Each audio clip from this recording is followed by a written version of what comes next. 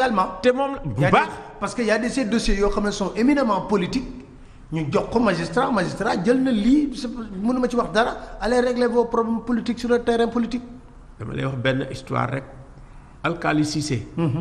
mais du jugement bu njëkk moo ko tax tey ñu jàpp ko Arabie Saoudite ba denc ko fa. bu fekkoon ni jugé nañ ko tëj ko liñ koy tëj mu ne fii biir Sénégal lii du ko dal waaye kii wax ki génn man xool naa dossier boobu day tey xel ñu wax dëgg donc il faut que lii nga xam ne mooy guerre parce que guerre dafa am doole. ci biir administration. te fépp la ne ci biir administration guerre boobu nag il faut ñu xeex ko dafa mel ni max. guerre da ngay teg fii sa mobilier max yi dugg ci biir lekk ko ba mu set wecc ni bëm. noonu la ñuy def état donc il faut que ñu xool ko parce que guerre bi am na yu bëri mun nga gis ni affaire guerre la guerre bi am na fi donc muy ci mbiru drogue yi muy ci mbiru marché yi muy ci mbiru leneen ak leneen donc loolu lu ñu war a xeex la. lu ñu war a xeex la tey ci Sénégal dafa tëdd te it dafa bëri loo xam ne te vrai dinaa ci ñëw di ci un peu di waxal ñi nga xam ne ñooy guide religieux yi di waxal ñi nga xam ne ñooy imam yi nga xam ne ñoom ñooy suñu ay kilifa. que mbiru guerre dañ war di ci wax te di ko wax ci ay occasion yoo xam ne occasion yu am solo la képp koo xam ne mën nga ko wax rek. nga wax ko parce que am na ay réew yoo xam ne màbb nañu guerre rek ko andi di nga am lu ne ci àdduna bi nga am pétrole am gaz am alal bu ne te loolu dañ koy gis biir Afrique. te du jëriñ askan bi. mais lan mooy suñu problème ñun pour gestion ressources naturelles yi parce que à chaque fois man li ma seetlu mooy état bi du jël moom volonté personnelle am ñëw toog ne lii am na. dinaa ci nii lañ ko doxalee kii lañ ko jox luy am toujours mooy benn opposant wala kenn mooy def révélation ñoom ñu def réaction. waaw xam nga état léeg-léeg da nga koy encourager muy dem am na lu baax loo xam ne def nañ ko ci ressources minérales yi. ma gis ko teg ci sama bët mooy li nga xam ne mooy ITIE. ak ni ñuy publier contrat yi. loolu am na solo ñu ngi leen ci gërëm ci vraiment effort de transparence bi ñuy di am mais doyul li doy mooy xam nga affaire boo. est-ce que état am na moyen sax pour contrôler entreprise yooyu dama la jox benn exemple bu ma xam parce que dama lire rapport bi boo bëggee mën naa la ko jox. rapport u GECO. waaw bu exploité Diogo tey rek wax naa ci. ils ont fait 378 000 tonnes en 6 mois de zircon. Est-ce que état am na possibilité am ay nit ñuy contrôler pour que GECO li mu war a verser mu koy verser ci impôt normalement Sénégal di ci jariñu. yaa ngi indi problème boo xam ni problème bu am solo la du Sénégal rek mais Afrique léeg-léeg da ngay am sa pétrole sa site pétrole bi am ñu fa ne di ko exploiter yow état bi ministre du pétrole mënoo fa teg si tàkk te ñun tamit mën nañ ni waaw. bi ñu commencé exploiter or Sénégal bi léegi kañ la. waaw te yow suñu bijoutier yi sax. or bi mënuñ cee jot. loolu problème la. c'est un problème. tu vois boo jëlee par exemple ay Botswana ñoom diamant lañ am waaye ni ñuy gérer diamant bi fexe nañ ba nga xam ne am nañ doole boo xam ne ñii nekk Belgique daan jël ba diamant bi di ko transformer ñu leen ñëw leen fii. ñu jël usine de transformation yi di ko def ñi employé ñii nga xam ne waa Botswana la affaire bi bu amee mu leer ñu ne nii la. te booy jël tey gouvernance Botswana ci ñi ne ci kaw. lañ bokk donc Sénégal ñu mel noonu je pense que moom la ñu war a seet nan la ñuy doxale seen ressources minérales yi ñu seet nan lañ koy def c'est très bien ñu am li nga xam ne ñu ngi koy am ci biir ITIE mais ni ñuy doxale nii il faut que ñu changer waxtaan bi ak li ñuy wax inclusion. gis naa ñu def COS-Petrogaz waaw booy xool COS-Petrogaz warul woon nekk sax ci biir institution dafa war a nekk affaire kuréel boo xam ne. kuréel bu indépendant la ñu def fa ci ñu màndu def fi ñoo xam ne dañu xarañ. waaw choisir ko def appel d'offre corporation yi nga xam ne ñoom ñëpp war nañ ci dem société civile état ak parlement ak ñi nga xam ne tamit ñooy citoyen am expertise xarañ ñu ne leen voilà. yéen a koy gérer comme ni ko ñeneen ñi def c'est extrêmement important mu nekk sous l'autorité du président. lu xam ne am na ay négociations ñu génne ko teg ko mu leer képp koo xam ne ci biir def nga loo xam ne waroo ko def yoon dal sa kaw. est-ce que gëm nga ne ci wàllu Petro-Tim appel à témoin bi mën na régler dara. waaw xam nga foofu tamit moo lay wane nekk limite yi sàcc bu ñu ne am na présomption ni diw def na lii mbir mi génn. waruñu woon xaar sax BBC bu fekkoon ne ñun am nañu doole mais comme BBC génne na da ngay def enquête yi ni nga ko war a defee mais appel à témoin rek pour man ak par rapport ak li nga xam ne moom la somme yi génne ak liñ ci wax dëgg-dëgg dafa limité mais ba tey mbir moomu génn dina tax sénégalais yi gën a vigilant ci lii nga xam ne mooy seen ressource te état bi ni yéen a ko moom.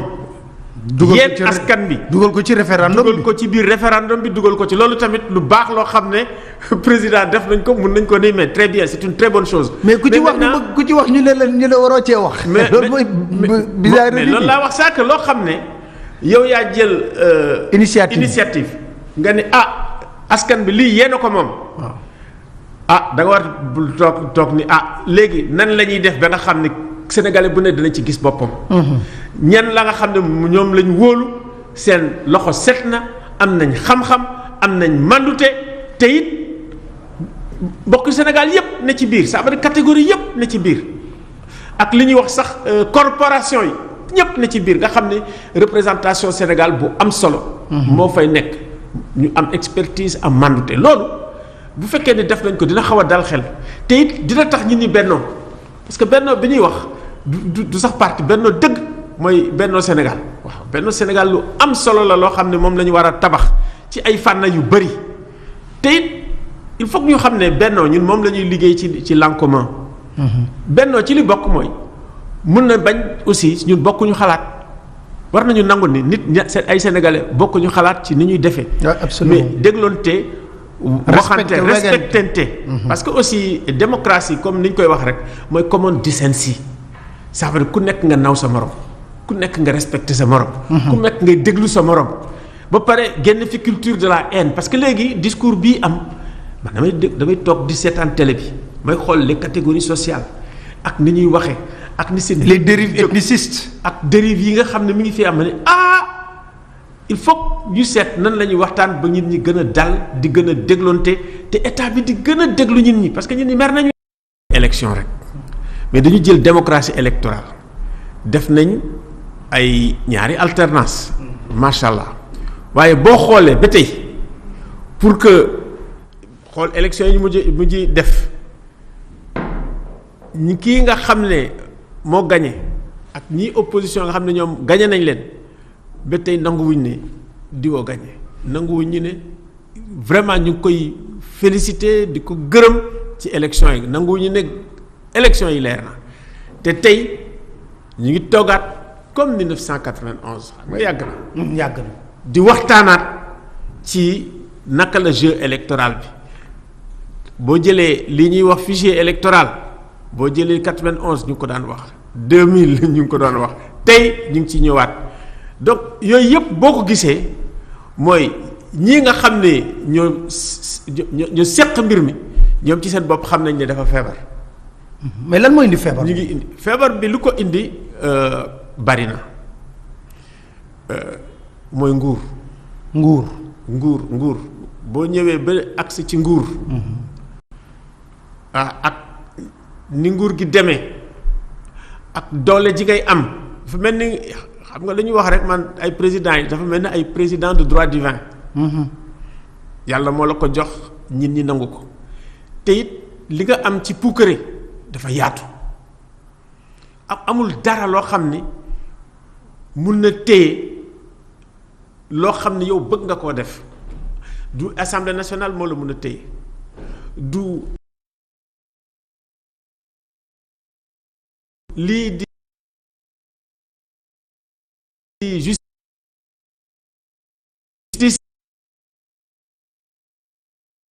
moo la mën a téye léeg-léeg it du benn institution boo xam ne mun na laa téye boo amee ni lii mooy sama gaat nga maa ngi koy def.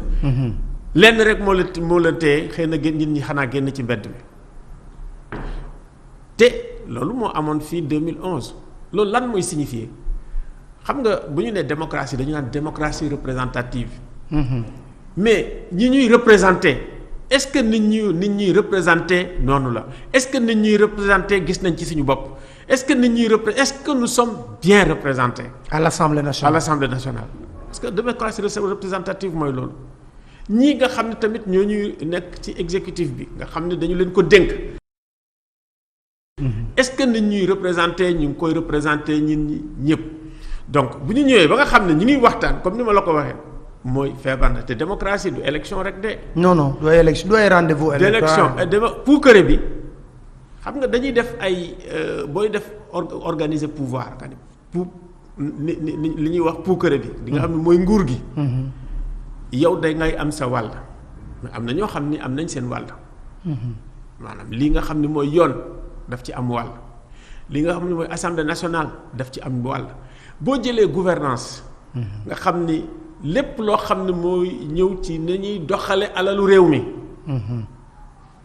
boo jëlee inspection générale d'État dañ ci am wàll boo jëlee OFNAC dañ ci am wàll boo jëlee Cour des comptes dañ ci am wàll ARMP dañ ci am wàll médiature dafa am wàll mais léegi boo jëlee même comité sénégalais des droits de l'homme ça c'est dans le domaine politique dañ ci am wàll est-ce que ñooñu jëm lii nga xam ne mooy seen warugar bàyyi nañ leen ñu def ko. mais xamul ma jaaxal gis naa pouvoir bu ne mais on a comme l'impression que pouvoir bi am 2012 ba léegi amul benn rempart bu ko arrêté ci lenn lu mu bëgg a def lan moo waral loolu. waaw. du média du société civile du justice du assemblée nationale pratiquement dafa déstructuré ñooñu nga xam ne yépp dañ gis ay avant-gardistes lañ di tirer les sonnettes d'alarme lu tax. waaw li tax mooy li tax mën nañ koo xool xam nga nag bu fekkee ne. njiitu réew nga su fekkee ne am nga culture boo xam ne culture démocratie la bu fekkee ne am nga culture boo xam ni culture respect institution yi la di nga fexe ba nga xam ne ku ne day def liggéeyam te gis nga ñooñu bu ñuy def ku ci def suy def sa liggéey yow ci sa bopp ak sa nguur lay aar. yow ci sa bopp ak sa sécurité d'État lay aar waaye bu fekkee ne bàyyi nga mu dem dina am loo xam ne lu bari day am doo xam le xew nga yew su bari jékki-jékki mu bël indi problème bu rëy mooy loolu mooy comme problème mu Petro-Tim bi nga xam ne coow lim indi. dafa bari waaw parce que tamit booy xool am na lu ci inspection générale d'État waxoon. voilà loolu yooyu. il faut que ñu dellu si xam nga pouvoir nguur dafa am ay articulation loolu ma la cité mooy articulation mooy tax nga taxaw mooy tax nga tëdd waaye bu fekkee ne articulation yooyu nocc nga ko da ngay yeew suba rek nga jékki-jékki nguur gi màbb te doo xam lu tax mu màbb loolu moo dal sax yenn état yi ci biir Afrique. donc il faut que ñu def très attention surtout que tey am na yoo xam ni mun nga koo xool te boo ko xoolee di nga xalaat. di nga tiit sax. da ngay tiit par exemple ñu ni la am na 2500 kilogrammes de cocaïne. nga ne est-ce que duñ dem ci den narco état. te boo xoolee ci gannaaw indiwaatoon nañ ci fi tamit ci biir bateau bi. ci géej gi. ci géej gi amoon na ñu jàpp. ci mbiru drogue. donc drogue ak Sénégal léegi bu ñu deful attention day lié image bi ndax li muy am dafa bari. te léeg-léeg ñu ne lu ma lii réer na xaw ma dëgg la xaw ma du dëgg mais loolu c'est extrêmement inquiétant nga toog sur les questions de sécurité tam ñu ni la ay munitions ay balles maanaam lu ma 2500 xaw ma 2700 réer na fan lañ ko dugal taxi fu ñu jëm fu ñu leen jàppee pire xam nga boo jëlee militaire ak institution militaire mooy institution bi ëpp rigueur. mooy institution boo xam ni. bu war a ëpp rigueur. bu war a ëpp rigueur. ñu war a màndu foofu nag bu commencé di senn wala mu am ay brèche wala mu am ay bën-bën nga war a tiit. mais foofu te it li ma dégg aussi mooy ubbi nañu procédure judiciaire te dig jël na et puis procureur bi aussi problème mu terrorisme lay waxoon ci lañ ne loolu nag day war a. mais aussi y a pas de sanction duñ sanctionné. dégg naa ni daal ñu ngi wut militaire bi daw dikk ubbi na benn dossier judiciaire kooku comme ubbi même les corps de contrôle ñim jàpp ci épinglé leen ci rapport tamit gisoo ci benn sanction. waaw man kay loolu moom lay wax xam nga bu fekkee ne ki nga xam ne moom ci boppam moo jiite OFNAC mu interpellé procureur ni ko yow jox naa la nangami dossier yoo xam ne ñii dañu luubal alalu réew mi lii ak lii mooy recommandation yi nga xam ne def nañ ko te procureur deful dara day am problème parce que ba gis nga impunité cancer la. impunité ci mbir gouvernance cancer la bu yàggee tamit day màbbal réew moo tax ñun Afrikajom Center ñuy liggéey léegi ci problème gouvernance xam nga outil de régulation yu démocratie su wàññeekoo te moom lañ am parce que tey boo nee Sénat ñu ne la problème la nga ni CNRA ñu ne la problème la xam nga ko ay outils de régulation yu am amul benn institution booy jox sénégalais jox ko crédibilité. outil de régulation de la gouvernance boo nee OFNAC ñu ne ña ngay defaral seen liggéey ba mu baax de. kooku tamit il faut ñu reconnaître ko am na ay nit ñu compétent ña nga fa ña ngay liggéey waaye lien bi nga xam ne moo nekk entre OFNAC ak ñii di ministère de la justice wala kii di justice juge yi. ak procureur bi. foofu la problème bi am te kooku foog ñu régler ko kooku bu ñu ko régler dina régler lu bare bés boo xamee ne procureur bàyyi nañ ko parce que procureur dafa mel ni koo xam ne dañu ko xaw a téye. dañu ko takk lépp loo xam ne moomul boppam te procureur am na yoo xam ni dëgg-dëgg lu ñëpp bokk procureur dañ ko war a bàyyi mu am sañ-sañ su amee léeg-léeg sax boo demee ci réew yi nga xam ne ñooy réewu kawe yi bu ñu nee ministre bi jiñ nañ la rek ñu tuumaal la. procureur de lay autosaisir séjour yow mi nga xam ne la tuuma yi dal nga ne man de damay démissionner. culture la loolu fexe ba nga xam ne dañuy wàcc tuuma yi sama kaw su fekkee ne damay dellu si culture la mais fii am na ko fi ma sa def. mooy Mamadou Seck donc bu fekkee ne am nañu ay défin yu rafete noonu kooku dañ koy war a seet donc surtout tey beneen Sénégal la am Sénégal bi am tey ak Sénégal yi daan am bokkul. dafay mel ni sax Sénégal yi daan am moom moo gën Sénégal yi. waaw parce que xamul tax parce que mën naa wax ne ci temps wu Abdou Diouf même Abdoulaye Wade on peut tout lui reprocher mais Abdoulaye Wade daan na jàpp ay nitam di tëj ci biir kaso bi. loolu am na xam nga. fii li ñu mës a jooy. tamit dañ koy wax dëgg ci parti socialiste.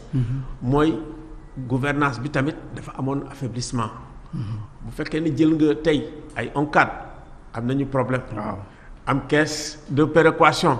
amoon na ay problème compte K2 am ay problème nga jëlaat même fii à l'époque bi ñuy wax Croix-Rouge. yooyu yëpp da daan am problème yooyu yëpp boo gisee sax. ñu gën a xeex Diouf ba génne ko fi je pense que loolu yu ci bëri ci la bokk bi ñu ñëwee Wade xawoon na góorgóorlu tuuti. parce que Wade quand même boo jëlee institution yooyu dañ daan génne sax seen rapport. waaw dañ daan génne voilà loolu moom a njëkk jaaxal. boo jëlee Cour des comptes daan génne rapport ARMP daan génne rapport li tax ñu naan awa kuddu. foofu la jógee ñu naan ministre diw ministre dangam def na lii def na laal te loolu lu am solo la parce que loolu day aar alalu réew mi te loolu day tax ba nga xam ne bu fekkee ne yow xalaat nga li am ñu lay jéebaane xam nga mbir mi ci jéebaane lay commencer parce que am nga ay mbokk am nga ay xarit te it am nga jom boo xam ne mooy jom sénégalais bi bu ñu la jamee noonu day metti journaux yi di ko wax di ko kii su ko defee nag day wàññi mais loolu moo fi jóge mais amatul benn organe buy génne rapport IGE ça fait 3 ans ngi ni génnewul rapport Cour des comptes ça fait 3 ans temps yi Cour des comptes rapport IGE. te li mu wax lu jara bàyyi xel la mooy ci décret yi nga xam ne dañ koy génne te amul légalité man bi ma gisee inspection générale d'État ñu ni lii la génne dama ni parce que loolu dafay am lu mu wane. légèreté de la République. waxuma la sax légèreté mais c'est-à-dire que ay failles warul faay yu mel noonu war ta mu sa am mën a am ci présidence c'est que présidence ñi ngay tànn ñu ne fa di fa liggéey dëgg neex yàlla dañu war a ne ñu xarañ. ñoom xam dafa war a ne ñu ñoo xam ne tamit dañooy mandu ñu am xam-xam ñoo xam ne dañuy am rigueur. lépp loo xam ne administration Sénégal président da koy signé warul taq suuf wala ñu koy laam-laamee wala ñu koy wax.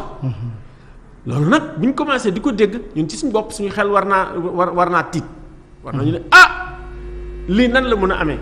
mais le fait que ñu gis ay benn rapport génn ñu naan inspection générale d'État wax na lii loolu am na solo. li ñu war a def tamit mooy xaalisu réew mi waaw. ak institution yépp nag lañ war a jël parce que man comme maa ngi liggéey tamit ci Mali. bi ma gisee Mali. kii nga xam ne mooy vérificateur bi génne ay information ci li xew présidence génne ay information ci li xew ci armée bi ban jàpp ci ay nit Mali. maire bi dañ ko jàpp temps yi yeneen maire yi sax ngi kii mais maire bi dañ ko jàpp.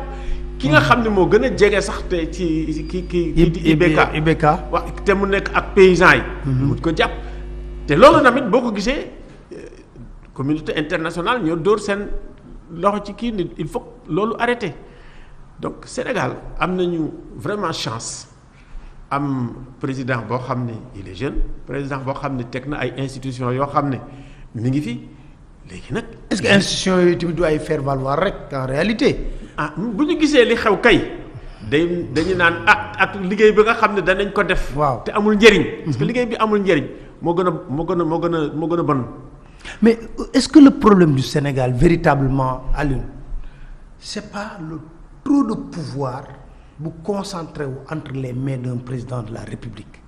gis nga pouvoir il faut ñu waxaat ko gis nga boo jëlee pouvoir nga def ko dog nga jël pouvoir nga def ko religieux comme religion.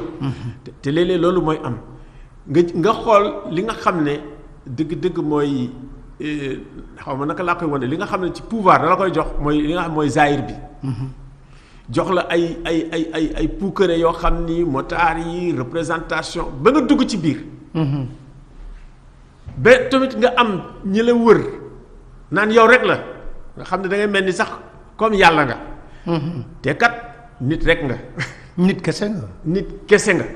am na yenn yoo xam ne bu ñu la ko tegee ak ay pression yu mel noonu da ngay dem ba nga xam ne yow ci sa bopp da ngay abstraire ak réalité bi nekk ci biti da nga koy dootul nekk da ngay nekk beneen nit loolu moo tax Senghor doon wax ne pouvoir drogue la donc da ngay dem ba mel ni ku ci accro loolu nag mooy tax ba nga xam ne boo toogee ak puukar yi ngay am ak li nga yor yépp pour nga génn ci mooy doon problème génn ci bi ci Afrique mooy doon problème te bu ñu nee premier mandat ni deuxième mandat rek booy xool troisième mandat moom boo nee def nga ko ça veut dire que yow léegi présidence à vie nga jëm. léegi soo xoolee processus bi ñu def yépp ñu àndandoo ci 2011 ba 2012 pour lii mën a am est-ce que foogoon nga ne Sénégal dina mën a dundaat question bu ñuy waxee problème mu procès indépendance de la justice une assemblée nationale faire valoir est-ce que yow xalaatoon nga ne loolu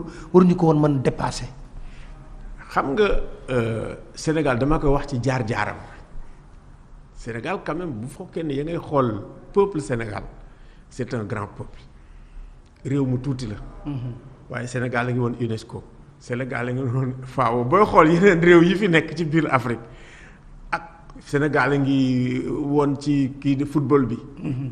fépp foo xam ne ki da ngay gis sénégalais boo xam ne mu ngi ci kaw ne fa donc tey bi nga Sénégal ci politique tam bi ñu demee ba def ay assises foofu nga xamee ni les assises foofu nga xamee ni sénégalais yi dëgg-dëgg te sa assises yi booy xool assises yi 2007 2008 mooy en fait début mandat président Wade ça veut dire ba am deuxième mandat ba am doole pour lu la téye.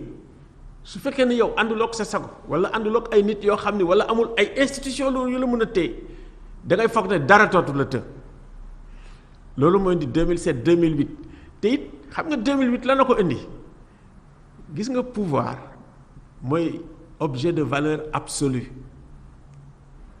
pouvoir mooy objet de valeur absolue léegi nag da ngay jekk nekk dans la hantise de perdre l'objet de valeur dès 2008 2009 ñu xool Macky mu naan day xool fauteuil bi rek ca lañ ko dàq waaw bi ñu xoolee loolu tam ni doole jaa ngi am sénégalais yi commencé ne ñun kat war nañoo fagaru parce que kat kii ak fi ko pouvoir bi toll il faut que ñu jóg fagaru ci la ñu def assise yi ni pouvoir bi nii muy doxale ak nii muy def nit bu ko nit bi ci nit toogee fokk ñu def ay réforme yoo xam ne mooy tax mu am ay yeneen pouvoir yu mën a am yu arrêté pouvoir absolu bi def nañ ko ci assemblée nationale def nañ ko ci justice def nañ ko ci yeneen institutions yi defar CNRI donc loolu bi mu amee 2009 2011 ñu ne dañuy def changer constitution bi te lu am solo la. ñun ñi jóg taxaw le 23 juin ne lii. du fi amee maanaam bés boobu ci la ñu invalider li ñuy wax 3e mandat bés boobu gis nga lii nit ñi xoole institution di constitution bi di ko lire te seetuñ fa mu fàqe ko. ak ñan ñoo jóg ba bi nga xamee ni dañu naan dañuy réviser ñu laal lii nga xam ne mooy mandat bi loolu mooy 23 juin mais nag li ñuy wax mémoire ak refoulement xam nga amnésie moo am xam nga lu tax amnésie bi am. tey boo demee Burkina Faso nga jël bés bi nga xamee ni moom lañ def seen insurrection. at bu jot état bi da koy célébrer président bi da ciy wax 23 juin. dañ ko fàtte te 23 juin normalement état bi war na ci wax parce que état bi ci 23 juin la juddu presque te ci xeex boobu ñoom ci ñi ci jiitu ci la bokk parce que ñun ñëpp. ñoo bokkoon di xeex ak ñoom. donc loolu soo ko fàttee da ngay fàtte lan moo jur article 27 article 27 23 juin moo ko jur gars yi dëgërlu forcé parce que institution yi ak. kii li ñuy wax cour conseil constitutionnel li nga xam ne fa la ñu waroon a sukkandiku ba ni loolu mënut a am maanaam li nga xam ne moom le peuple bi wax génn ñun ñi dee ci ñii ñu gaañ leen fukki nit ak ñett taxawal fukki nit ak juróom gaañu ci ñoom dañu waroon ne lii daal parce que démocratie dëgg démocratie à l'état pur li ñuy wax à l'état incandescent mooy insurrection foofu la démocratie bi di manifester li ñuy wax sax la souveraineté du peuple foofu la peuple di manifester souveraineté am kooku sax moo dépassé élection. mais faut aussi saluer grandeur Ablaye Wade recul bi parce que ñaari manifestation yëpp moo ko autorisé woon ba pare grandeur bi ba mu xamee ne lii mënul jàll mu reculer mais est-ce que duñ nekkoon ci cas boobu ak président Macky Sall dina reculer tel qu'on le connaît et qui fonce surtout.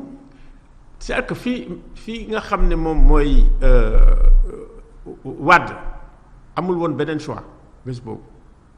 ok Wade amul woon beneen choix bés boobu léegi mënuma xool futur nan lay demee parce que quand même Macky nee na mandaam 3e mandaam jeex na.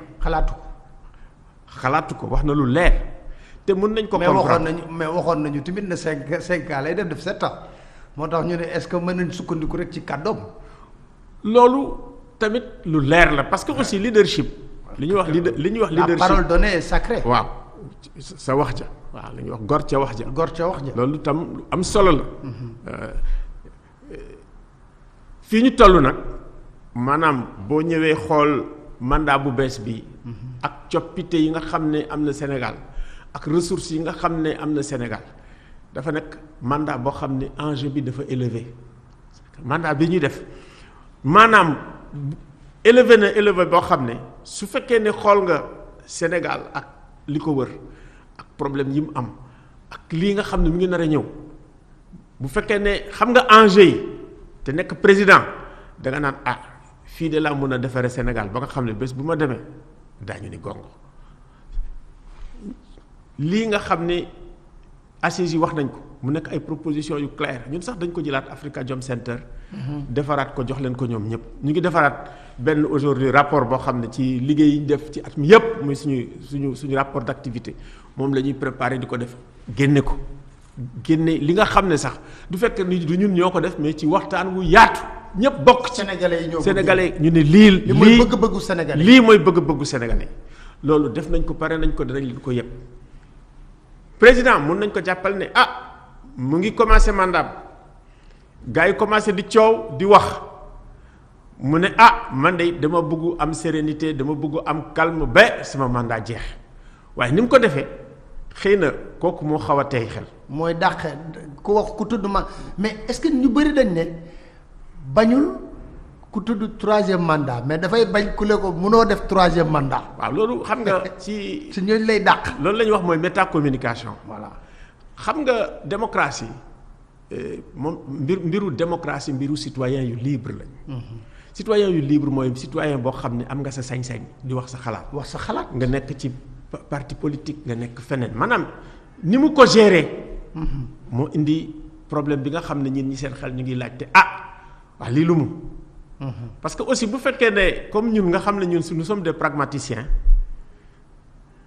di travailler sur les interactions di travailler ci li nga xam ne waxuloo ko mais junj nga ko ci li ñu junj xam nga waaw. mën ngaa ñàkk a wax ba pare. mën ngaa bañ a ñàkk a wax te li nga xam ne waxoo ko. ñu comprendre moo ëpp solo li nga xam ne moom nga wax donc bi mu nee dàq naa diw ba pare ne yéen ñii nag maa ngi fi ku fekkee ne li may def neexu leen bu ngeen yóbboo ngeen dem wala ngeen def ni ma defoon man ko defee yow da nga mel ni naka laa koy waxee da ngay émasculer débat bi bu boobaa ñit ñi li ci xalaat duñ la ko wax dañuy nëbbu bu boobaa ñi nga xam ne dañ am ay xarit yoo wala ay nit yoo xam ne wala ay noon sosal leen te sos bi mu ngi génn sax booy xool. di ngay gis ñuy weddi ñu naan fii de def nañ fi lii fii de def nañ loolu nag dafay yàq moo tax mun nga leeral bu baax ne li ma waxoon jógewuma ci de ci laa ne waaye nag yéen ñii ma àndal dama leen wax lu leer fi mu ne nii liggéey Sénégal moo ñu war nekk priorité mooy priorité des priorités lii nga xam ne moom laa tëral muy sama programme bés bu ne sax nga gis ko ñu gars yi bind ko ci kii bi ne liggéeyal ëllëg voilà liggéeyal ëllëg nag respecté lii nga xam ne mooy 2 mandats yi loolu ci la bokk loolu tamit am na ci solo lool parce que loolu rek mooy indi jàmm parce que boo nee 3e mandat da nga koy def rek di nga yee fitna di nga yee fitna gis nga li am Guinée te tey ak fi Sénégal toll soxlawuñ benn fitna boo gisee yiy jóg sénégalais yi dañu war a nekk benn sénégalais yi ak lii nga xam ni mooy opportunité yi am maanaam muy pétrole bi muy gaz bi te ñi nga xam ne dañ ko soxla mooy compagnie pétrolière yi te dañu am doole léeg-léeg ñoo ëpp doole état yi kooku da ngeen war a ànd nekk benn situation de crise rek bu fekkee ne ñun ñaa ngi xeex am fitna boobu temps dañuy kii mais Aliou léegi tamit waaw dañu daan djihadistes yi ak terroristes yi xëy na ay affaire diine la ñuy wax du diine leen intéressé rek de ressources yi daf leen intéressé daf leen intéressé bu baax te bés boo amee pétrole ak gaz problème bi mooy tamit naka mu tuddati géej gi li ñuy wax le golfe de Guinée commencé nañ di kii demal nga dem Nigéria ci pétrole beeg gaz bi li fa am ci problème dafa am problème moo tax fokk ñu nekk benn xool ci mbiru pétrole bi indi yu leer waxtaan ak nit ñi ubbeeku ak nit ñi ba nga xam ne sénégalais yi dinañu am xel mu dal. mais foofu dinañ dellu si waat ci pétrole mais dafa am loo xam ne dama la ko bëgg a laaj tamit est-ce que le Sénégal n'est pas victime d'un complot permanent classe politique bi xam nga tax ma wax la loolu seetlu la xew ñoom toog nañ seen dialogue politique waxtaan seen biir jubóo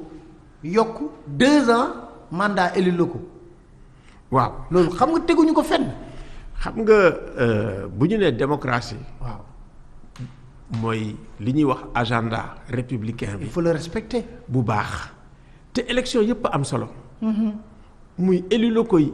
di député yi di présidence yëpp élection yëpp dañ ne benn donc tey bu fekkee ne seen mandat jeex na ñu prolonger ko nekkatuñu biir démocratie donc ñu fexe ba nga xam ne bu ñu nee nangam la élection yi am quel que soit alpha. léegi mun nañ comprendre ñu ne juddee règle yi nga xam ne moom la ñu war a def pour bu ñu nee def nañ élection diw gagné mbir mi leer na parrainage bi réglé nañ ko lii fichier bi réglé nañ ko mun nañ comprendre mais temps bi mu jël warul dépasser 6 mois. te it bi ñuy waxtaan 21 lañ ko yóbbu. mois de mars dafa mënta ëpp ci biir 2020. te législative yi tamit boo sàgganu moom laa la wax loolu moo nekk objectif bi dafa mel ni dañoo nekk dans un jeu de dupe boo xam ne ku nekk am nga looy calculer. 2020 warul woon passé te defuñu ay élection te bi ñu koy laata def il a fallu que société civile jóg daal di wax le lendemain ñu génne benn truc donc très sincèrement loolu mooy tamit ci li bokk ci li feebar suñu démocratie ci la bokk parce que bari na ay calcul politique yoo xam ne moo andi loolu. mun nañ ni ñii pareeguñu ñii bugg Dakar te amaguñu lu leen ci leer dañuy xaar donc ba nga xam ni gis nga yu leer gis nga problème mu deuxième ak troisième mandat am na lu bëri loo xam ne dina ko am ci ay conséquences te donc il faut ñu def attention ci période bi nga xam ne ci lañ nekk mu nekk période boo xam ne dafa bëri fitna.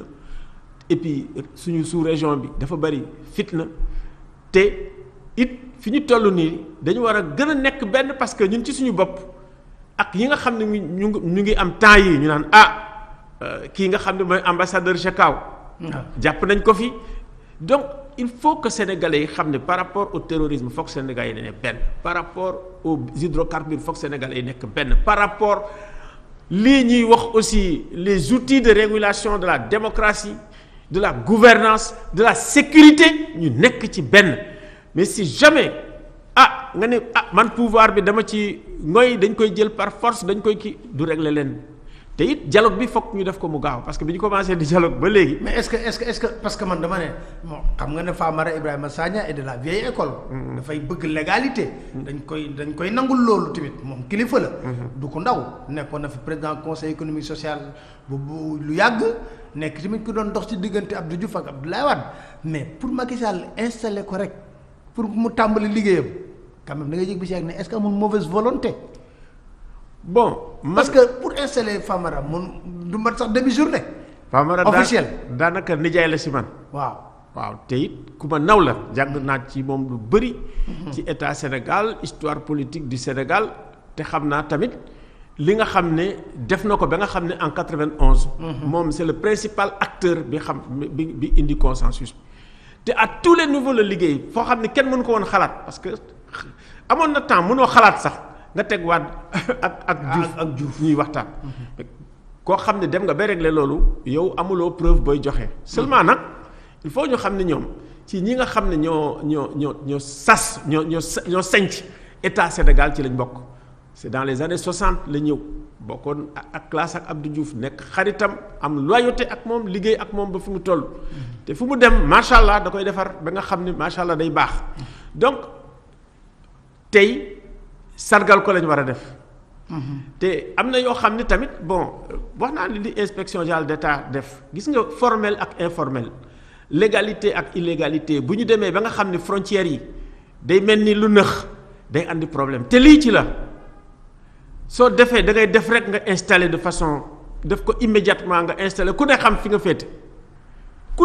féete xam sa bopp te it soxla nañ ko ci période bii pour ñu def ko te vraiment am naa yaakaar que président de la République dina ko installer rapidement ñu mën a def liggéey bi rapidement jeexal ko rapidement te it ñu bàyyi vraiment man damay lire ci presse ba mu yàgg ma ne ñii de xamuñu kii nga xam ni mooy Famara Ibrahima fi mu jaar-jaaram ay jaar-jaar yu metti ba ay problème yoo xam ne sax am nañ ko Irak Famara réglé na ko diggante Irak Mauritanie dans les années 89. ay affaires yu dëgër donc période bi nga xamee ne dafa ñëw ñu teg ko Abdou Diouf wóolu ko période boo xam ne dafa jafe la woon 88 89 90 91 du woon période boo xam ne dafa yomb.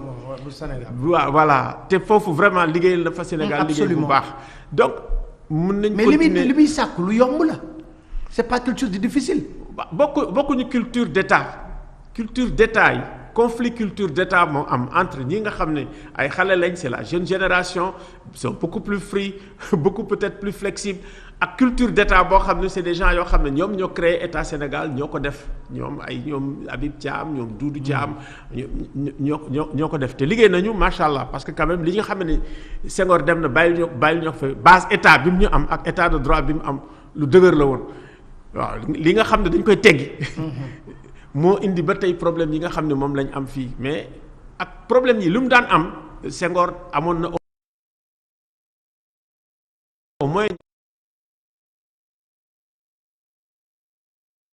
ñoo xam ne ñi daan na leen déglu ko mel ni Kéba Mbaye nga xam ne au niveau de la justice bu fekkoon ni am na ay problème ak yu mel noonu Kéba bu waxee da ko daan déglu loolu lu am solo la donc fi ñu ne nii c'est pas trop tard je pense que mun na